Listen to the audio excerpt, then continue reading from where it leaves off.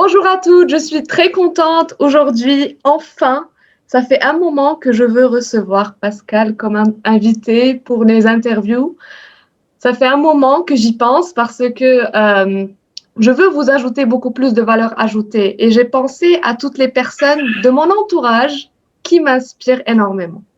Et parmi les personnes qui sont venues comme ça directement, c'était Pascal. J'ai rencontré Pascal à l'Institut des neurosciences pour notre formation de coaching. Et aujourd'hui, je l'accueille pour notre première interview. Merci Pascal d'avoir accepté mon invitation. Avec grande joie, ça me fait super plaisir. Je suis pas du tout habitué à l'exercice. Non mais, Merci beaucoup. une L'occasion conversation de comme d'habitude. partager, c'est Ouais. ça. Ça fait vraiment plaisir d'être là avec toi. Alors aujourd'hui, je voudrais bien t'introduire à la communauté pour savoir ce que tu fais. Tu es une personne très inspirante, très aussi unique dans ta façon de voir les choses. Et je pense que ça peut inspirer plusieurs personnes pour non seulement se connecter à ce qu'elles sont vraiment, mais aussi pour te découvrir ta façon de faire. Et donc, si tu peux te présenter en quelques mots, voilà. Non. Alors, me présenter, par où commencer? C'est un exercice que avant je détestais.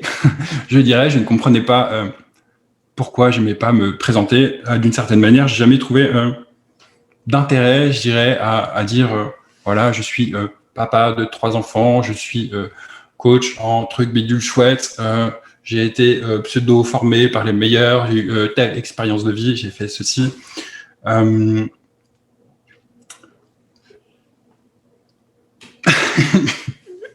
L'exercice du coup n'est pas facile. Je pense que je suis pas, d'une certaine manière, je suis pas. Putain, c'est pas évident. Je suis pas tout ça. Je suis plus ce que je partage, ce que je fais au quotidien, ce que j'essaye d'incarner, mais je ne suis pas là. Je suis pas ça en fait. Intimement, je sais que je suis pas ça. Je dirais.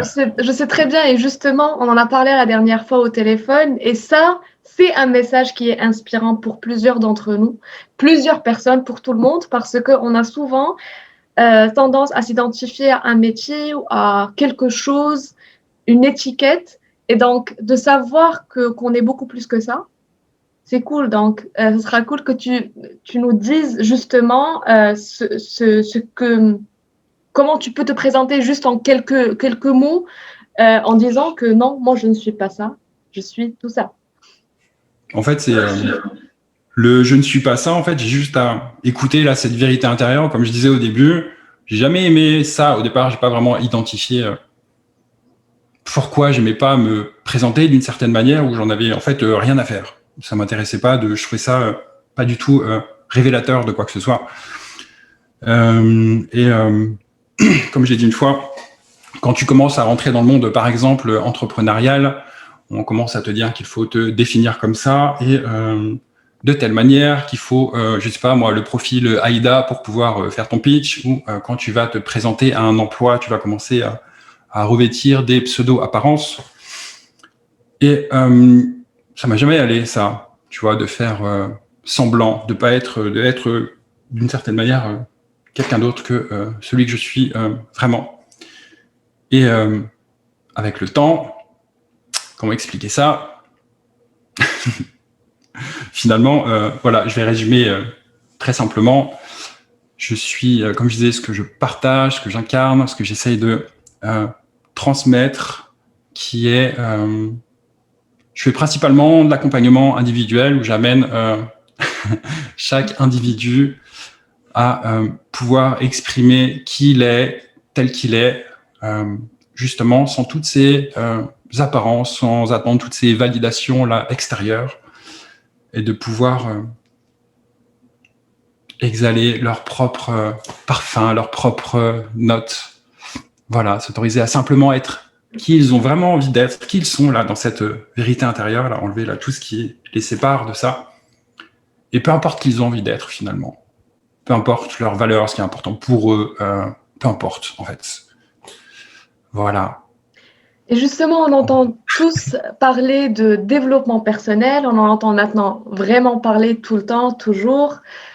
Et toi, tu parles de dépouillement personnel. Et ça, c'est quelque chose qui, je suis sûre, attire plusieurs personnes parce que ce mot, ça parle à plusieurs personnes. Et encore plus quand on est dans ce cheminement de développement personnel, on se rend compte qu'on n'a pas des choses à ajouter en nous, mais on a plus des choses à enlever. On a plus des masques à enlever de nous. Et donc, est-ce que tu peux nous parler un peu plus de ce mot dépouillement personnel? Qu'est-ce que ça représente pour toi? Alors c'est déjà ça, là, à travers ce que je peux ressentir, c'est la première fois à proprement parler que je fais cet exercice, et dans ce dépouillement personnel, si je suis vraiment honnête avec moi-même, je suis pas du tout là, à l'aise dans l'exercice, j'ai pas l'habitude de me présenter ou présenter ce que je fais. Et dans ce dépouillement personnel, c'est est-ce que je lutte là contre cette vérité intérieure, ou est-ce que je m'autorise à être pleinement là qui je suis, vraiment dépouillé de toutes ces apparences, et j'accepte là finalement de pas du tout être à l'aise dans l'exercice et être timide. Là où d'une certaine manière, dans mon approche, je vais revenir à travers ce qu'on peut appeler le dépouillement personnel. Alors j'ai plus quelque chose qui se vit, et je crois que ça pourrait être intéressant d'avoir les retours de ceux que j'accompagne pour expliquer ce qu'ils vivent à travers, par exemple, mon accompagnement. Mais c'est que à un moment donné, là, dans ce mot développement, c'est de chercher toujours, d'arrêter de chercher à tout vouloir être plus, d'arrêter de chercher à développer toujours plus, être plus, toujours partir de cette quête de réussite, de comprendre que comment expliquer ça simplement. En fait, l'explication elle est simple et en même temps longue, je dirais. C'est que je vais prendre un exemple. Une fois, j'ai accompagné quelqu'un qui disait je me sens pas bien dans ma peau, je me trouve moche, et je fais toujours en sorte de pouvoir me sentir belle. Je fais l'exercice physique, je me maquille de telle manière, je fais ça. Et je lui ai juste fait comprendre à un moment donné que si vraiment tu as envie de te ressentir belle à nouveau, tu dois passer par le fait d'accepter que tu te sentes moche. Aussi bizarre que ça puisse paraître, c'est que tant que tu vas chercher à vouloir être belle, tant que tu vas chercher à vouloir être plus, tu feras toujours exister le fait que tu te sentes moins que ce que tu cherches finalement à développer. Espèce de loi de l'équilibre, là, l'un ne peut pas aller sans l'autre. Vraiment, le dépouillement personnel, c'est tu as le droit de poser des questions pour m'aider à m'orienter, mais c'est vraiment là, enlever là, tous ces habits, et de voir là, qu'est-ce qui reste en dessous. Est-ce que je suis en train là d'offrir au monde la vérité que je suis, cette vérité là qui est à l'intérieur de moi, ou est-ce que je continue encore à offrir autre chose? Dépouillement personnel, je dirais qu'il s'agit d'amour inconditionnel, en fait, principalement, mais pas dans l'amour comme il peut être vu en majorité, où on croit que on va balancer des namastés dans tous les sens, des postures benoîtes, et qu'on va dire oui et merci à tout. Loin de là, je peux faire le parallèle avec mes accompagnements, c'est tout sauf super agréable. Ça demande c'est un chemin de conscience en fait intérieur, je dirais, le développement personnel. Ça demande vraiment de rentrer là dans cette intimité, d'être honnête avec soi-même, de faire un état des lieux de nos croyances, de tous nos schémas, de tout ce qui est ancré là aussi depuis si longtemps. Et c'est un véritable acte d'amour, et ça demande énormément de courage aussi, à un moment donné, de se choisir, de se faire accompagner. Mais pas courage dans le sens fort mentalement, où je vais développer des compétences pour être plus courageux, pour affronter telle épreuve. C'est courage au sens premier du terme, le cœur qui agit en fait. C'est vraiment le cœur au détriment de la tête. C'est que là, à partir de maintenant, plutôt que d'utiliser mon libre arbitre pour choisir entre blanc ou noir, j'utilise mon libre arbitre pour cesser de choisir autre chose que ma vérité intérieure finalement. J'utilise mon libre arbitre pour ne plus l'utiliser. Cette vérité intérieure, elle est là, toujours présente en moi, je dirais. Et j'ai une question par rapport justement à ça, parce que quand tu parles, il y a deux choses qui me viennent là par rapport au mot dépouillement personnel. La première chose qui me vient, c'est le fait d'accepter cette part d'ombre en nous, c'est-à-dire tout ce qu'on n'aime pas, un peu. C'est-à-dire, comme tu as dit là, l'exemple de la femme qui se sentait pas belle. Et donc, d'accepter, parce que le fait de ne pas se sentir belle, c'est notre ego, c'est notre part d'ombre. Donc, je vois cette partie de dépouillement personnel, je vois cette partie d'acceptation de notre part d'ombre, mais je vois aussi cette partie de vérité intérieure, c'est-à-dire que d'amener les personnes à retrouver leur vérité intérieure. Est-ce que tu fais la différence entre ces deux, ou bien pour toi, ça se rejoint? Est-ce que je fais En fait, c'est vraiment le dépouillement personnel ou l'expression de ce que nous sommes, c'est vraiment... si ça se rejoint, ça regroupe pas mal de choses. Je parlais de beauté, mais c'est aussi l'acceptation de ce que je suis. Est-ce que j'aime ma tête? Est-ce que j'aime mon prénom? Est-ce que je m'aime avec mes diplômes? Est-ce que est-ce que je suis en totale acceptation de mon passé, de ce que j'ai pu vivre, de ce que j'ai pu faire, de ce que j'ai pu faire subir aux autres? Parce que c'est bien de se présenter sous le rôle de victime, mais voilà, il y a aussi ce qu'on fait et ce qu'on a du mal à parfois accepter.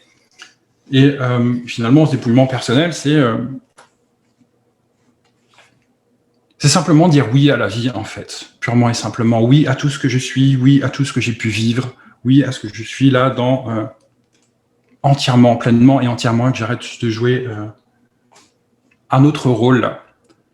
Et tout à l'heure, je parlais de libre arbitre. Finalement, les personnes qui viennent me voir sont des personnes qui se choisissent elles. C'est pas des personnes qui viennent me choisir moi, parce que ça doit partir de soi.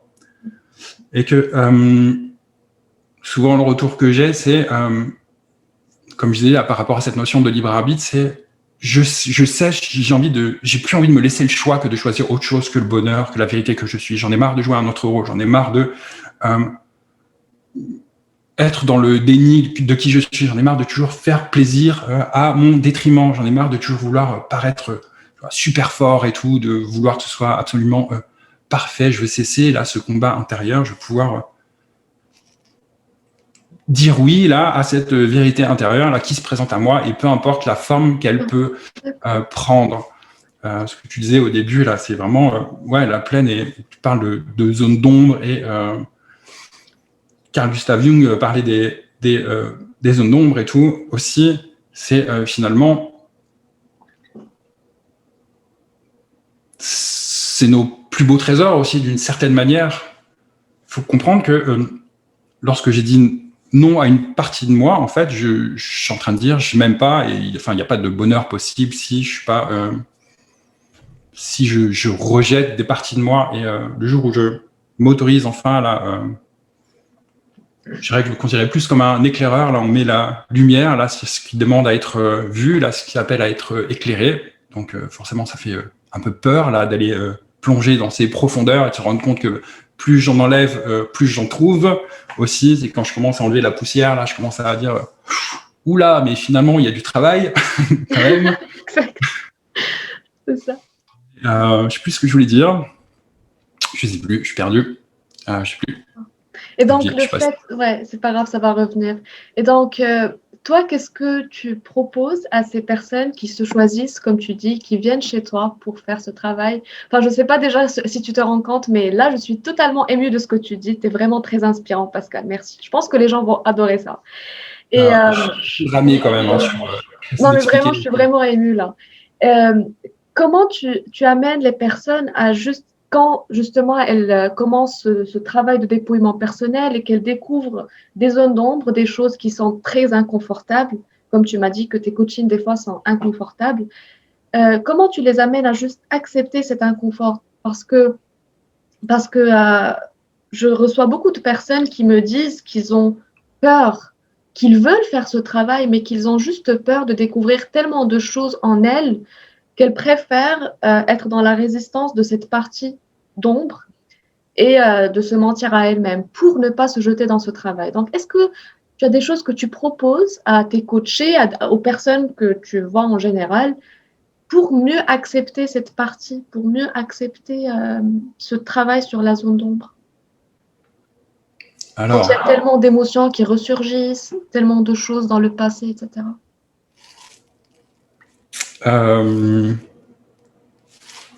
Par où commencer? Il n'y a pas de technique à proprement parler, je dirais que le premier outil, c'est l'amour inconditionnel. La personne, elle le ressent naturellement. Elle s'offre un espace dans lequel elle peut s'ouvrir et être pleinement qui elle veut. Comme je disais tout à l'heure, ça passe déjà par elle. Le fait de se choisir elle-même à un moment donné, c'est quelque chose qu'on ne peut pas enlever ça à l'autre.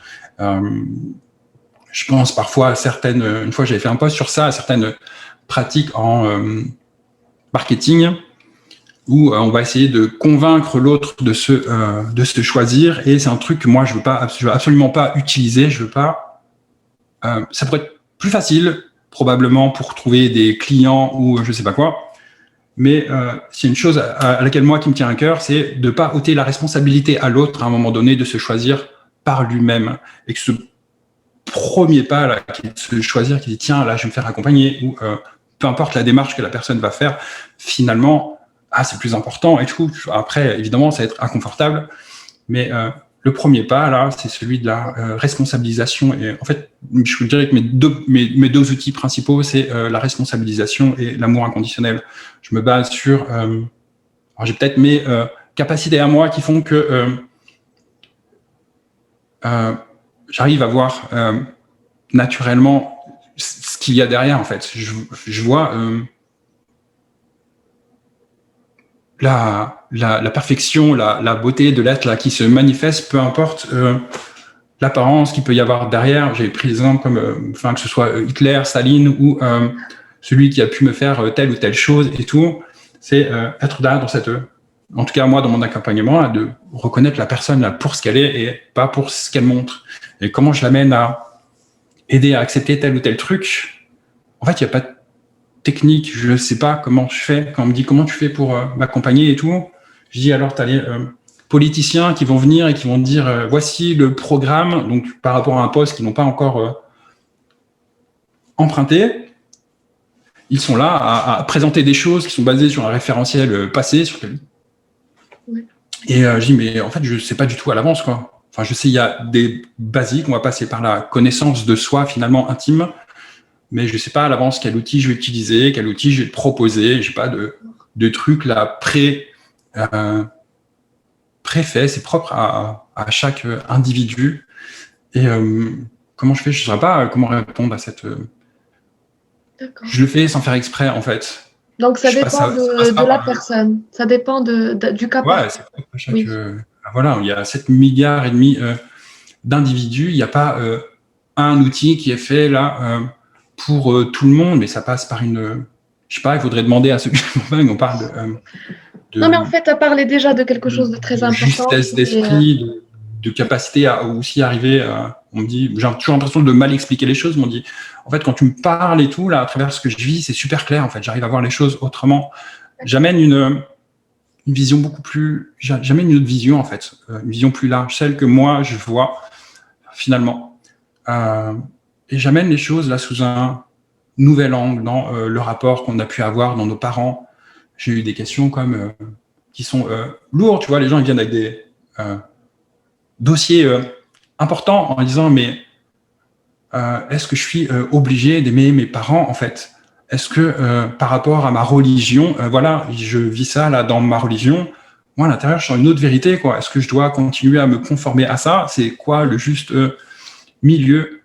Est-ce que je dois pardonner celui qui m'a fait ceci ou cela quand j'étais enfant? Est-ce que je dois pardonner mon ex là de m'avoir trompé? Finalement, peu importe l'exemple, il n'y a pas de comparaison vraiment à avoir.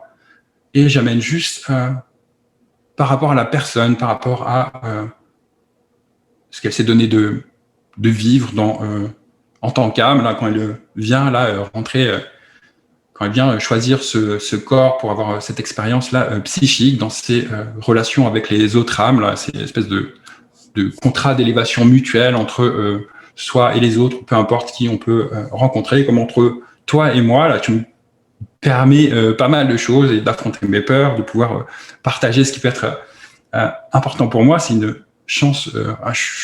Je t'avais envoyé un message, j'ai tellement de gratitude et tout. Je peux pas mettre 2 mots dessus parce que ça englobe tellement de trucs derrière. Mais ouais, voilà, je sais pas. En tout cas, il n'y a pas d'outils là général, c'est propre à la personne et c'est comme une espèce de lecture d'âme, comme si j'arrive à voir là sur le fronton de l'âme là ce qui est demandé et ce que la personne aussi là elle demande avant et ça passe pas par le vouloir, il n'y a aucune technique par rapport à ça. Je peux prendre l'exemple de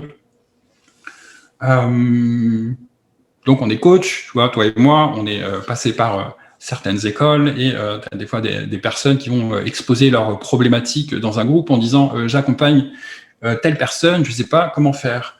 Et là, derrière, je vois une liste de personnes qui disent je serai toi, j'irai le voir avec tel outil, ça doit être ceci, ça doit être cela. Et moi, quand je vois ça, je me dis putain, mais en tout cas, pour moi, voilà, je dirais la puissance de mes accompagnements, en tout cas, ce que je peux observer par retour. Je passe pas par tout ça, en fait. Pour moi, c'est limite... alors, j'allais dire, c'est limite inhumain. Enfin, c'est humain, mais là, on s'attache juste au personnage. Je vois pas... Enfin, c'est pas possible. Moi, je fonctionne pas comme ça. Quand j'avais accompagné les deux coachs Alina, en fait, j'utilisais quasiment aucune technique, mais je faisais pas exprès. Je sais pas, j'écoutais là juste cette vérité intérieure et ça se fait tout seul et ils ont vécu des belles transformations. Oui. Et je vois ce que tu veux dire. En fait, tu nous as déjà donné une petite piste qui est l'amour inconditionnel. Je pense que la responsabilisation, c'est la responsabilisation aussi. Et prise de conscience. Oui. C'est vrai que c'est les trois premiers piliers, c'est qu'on ne change pas ce dont on a conscience. Il y a la différence entre avoir connaissance d'eux et avoir conscience d'eux. Ça passe par la mise en application. Je suis très challengeant, très responsabilisant. Je laisse la personne faire ses propres choix par rapport à ce qui est plus juste pour elle, là où elle en est, par rapport à ses propres étapes. L'amour inconditionnel, le non-jugement, la responsabilisation, je l'ai dit, et la mise en action, c'est-à-dire que, ok, cool, j'ai telle valeur, mais c'est quoi concrètement les comportements, c'est quoi les actions que je mets en œuvre là aujourd'hui qui viennent prouver là cette vérité intérieure. Oui, je vais être en paix là à l'égard de ma mère. Ok, mais à chaque fois qu'elle vient là, elle me saoule et tout. Mais j'ai une vérité intérieure là qui demande à monter. Comment là, quand je suis face à ça, voilà, ça passe par une. Je dois informer en fait chacune de mes cellules. Je suis pas là, on n'est pas là pour partir dans des mondes éthérés, à passer son temps à pseudo-méditer et à chercher je sais pas quoi, mais on est là pour valider, là, pour offrir au monde. C'est-à-dire que là, je suis dans mon unicité, quand tu es capable de voir ma propre authenticité, ma propre vulnérabilité, quand je bafouille, quand je me sens pas à l'aise, tu vois, j'ai la bouche là qui part sur le côté. Et voilà, c'est... ok. Je sais pas. C'était clair ou pas? J'ai l'impression de dire n'importe quoi. C'était clair. En tout cas, pour moi, c'était très clair et je pense que ça va être clair pour tout le monde. Alors, Pascal, on va finir avec 5 questions. 5 questions. 5 questions. Oui, 5 questions très simples, mais je pense avec une très grande valeur ajoutée aux personnes. Parce que, comme tu viens de le dire, mettre les choses en action après avoir pris conscience de certaines choses, après mettre les choses en action et parmi les choses qui affectent le plus la qualité de notre vie, ce sont nos habitudes. Donc, la première chose que je veux te demander, c'est quelle est pour toi en tant que personne, la meilleure habitude pour mieux se connaître, pour se connecter à cette énergie féminine en nous. Prendre un accompagnement avec moi. Godot. Ok, la deuxième meilleure habitude.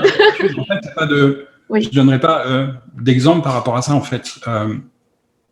On va regarder les réseaux sociaux, on va avoir tendance ils vont tous là balancer leur vérité. Il faut commencer la matinée en faisant ça.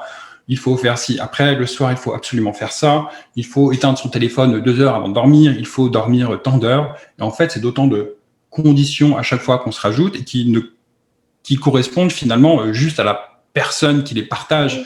Chaque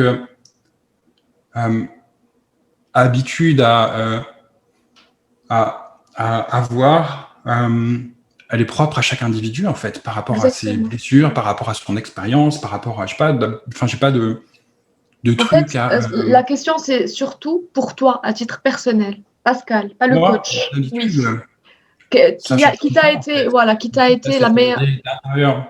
Oui, Je peux avoir un côté... je sais pas, enfin, c'est la vérité de l'instant. Je peux pas savoir ce dont j'aurai envie demain ou ce soir, en fait. d'accord.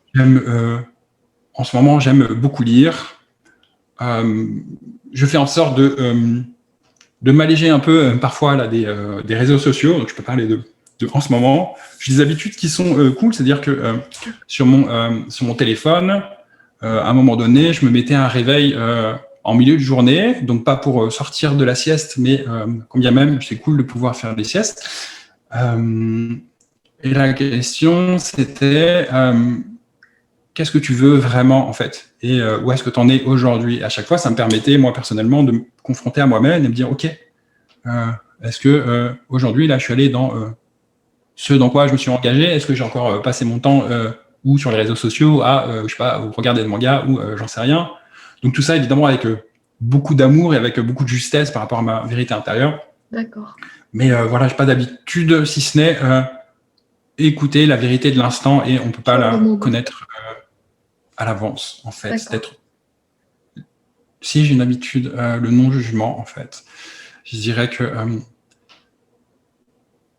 j'ai beaucoup aimé une phrase, quelqu'un qui avait dit pour moi une journée ratée, c'est une journée, pour moi une journée réussie, c'est une journée où je n'ai pas jugé en fait mon prochain, une situation ou quoi que ce soit, parce que le jugement instaure une séparation. On a tendance à croire. Je vais refaire un point vite fait avec le développement personnel. Oui, ça fait beaucoup. Tu es en train de déprimer, tu te dis, ça fait combien de temps qu'on parle et tout. Non, je rigole. Vas-y. Et du coup, je fais le pitre et je sais plus du tout ce que je voulais dire. Tu m'as dit que tu allais faire un point avec le développement personnel et le Je voulais non-jugement. Et le Non-jugement. Et le non-jugement, c'est ça. On a tendance à croire qu'il faut toujours faire plus pour pouvoir être dans l'abondance. En fait, quand on fonctionne depuis la tête, on fonctionne à l'envers. C'est-à-dire que, en fait, on est déjà l'abondance tout le temps. On est déjà pur amour. On est tout le temps connecté. Tant que je vais chercher, je sais pas, dans le développement personnel, tant que je vais essayer de mettre des stratégies pour pouvoir me sentir plus connecté, comme je disais tout à l'heure, je vais faire exister le fait que je ne suis pas connecté. Alors que en vérité, c'est pas vrai. On est tout le temps connecté. Cette vérité intérieure, elle est tout le temps là. Cette guidance, on l'a tout le temps. L'abondance, elle est tout le temps là. Et le dépouillement personnel, c'est pas qu'est-ce que je peux faire pour être plus heureux, c'est qu'est-ce qui m'empêche là, à chaque seconde, de goûter à la vérité que je suis.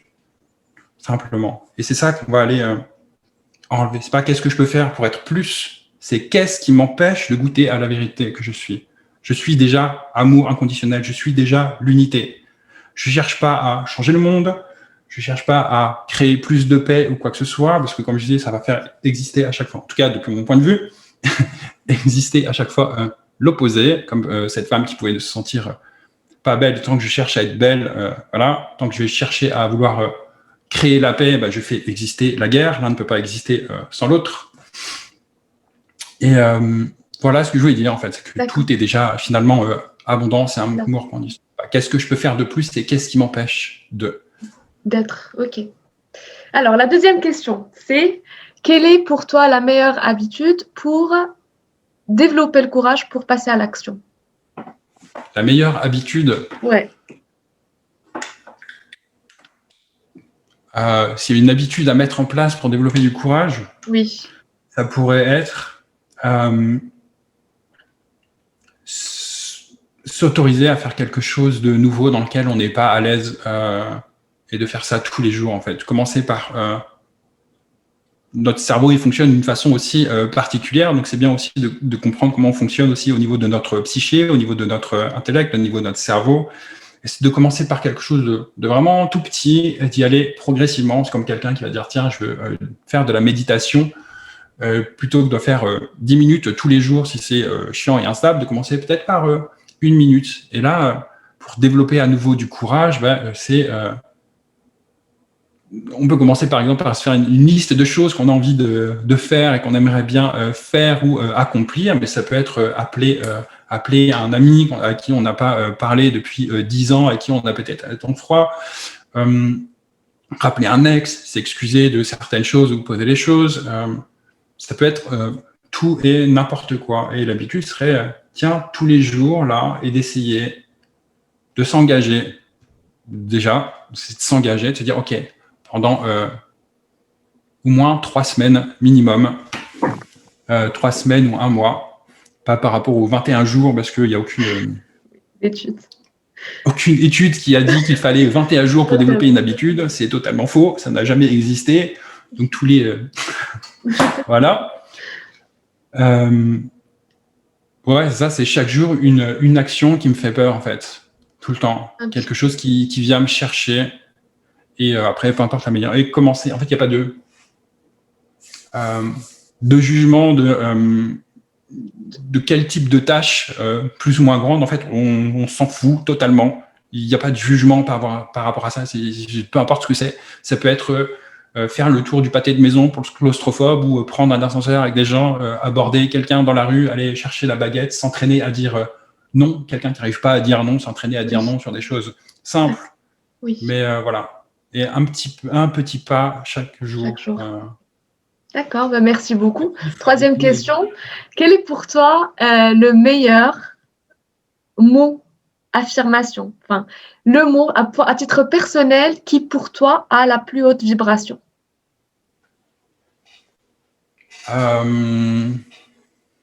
Qu'est-ce que tu veux que je réponde à ça? Pour moi, c'est quoi le mot? Ouais, à titre personnel. La plus haute vibration? Ouais.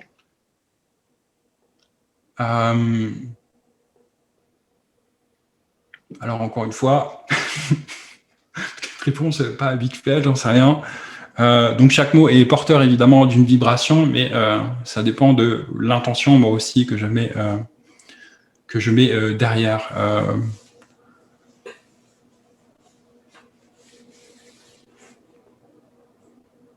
Est-ce que tu peux me formuler la question autrement pour voir, je vois si je trouve autre chose pour arriver à répondre à cette question, mais je suis pas sûr. J'ai pas de mot qui a une plus haute vibration. Pour toi, c'est plus l'intention qui fait le. Dans les yeux et juste lui dire je t'aime. Ça peut être ça va aller. Tu le sens intérieurement que c'est une haute vibration ou pas, en fait. Tu le sens à mot à plus de. Je sais pas, j'ai pas de mot à plus de. Moi, j'ai compris la réponse. C'est-à-dire, pour toi, c'est plus l'intention derrière qui fait l'ampleur de la vibration du mot? Bah ouais, il y a le sentiment et l'émotion qui précèdent le mot qu'on va pouvoir. Qui précède le mot qu'on va exprimer. Il y a je t'aime. Ouais, vas-y, je t'écoute, pas de souci. Ouais, ça m'intéresse super beaucoup. Ouais, je t'aime. Ouais, c'est trop intéressant. Je vois ça. Ouais. Et là, quand tu es en train de, je sais pas, on va être en train de manger tous les deux, on est au resto et tout, et je vais te regarder dans les yeux, et je trouve qu'il n'y a même pas besoin de mots, en fait, pour qu'il y a quelque chose aussi qui s'exprime, pour que quelque chose se passe, même pas obligé de passer par les mots, en fait. J'ai pas de mots plus qu'un autre. Vrai, paix, amour, joie, fraternité, harmonie, humilité. J'ai quelques phrases comme ça pour moi qui sont plus fortes en sens et du coup peut-être aussi en vibration. Mais voilà, en gros. D'accord. Alors, pour finir, ton message à la communauté, à toutes les personnes qui vont regarder cette interview, pour qu'ils créent une vie qui les inspire, pour qu'ils vivent sereinement cette période qui est un peu difficile pour beaucoup d'entre nous. Voilà. Donc, pour la vie, oui. N'importe quoi, hein, ce qui te vient en tête. Hein? N'importe quoi. Le premier message qui te vient en tête. Prendre ses responsabilités. Bah, tu vois, tu veux que j'aille vite. Prendre ses responsabilités. Prise de responsabilité, non jugement. Et courage et reconnaître que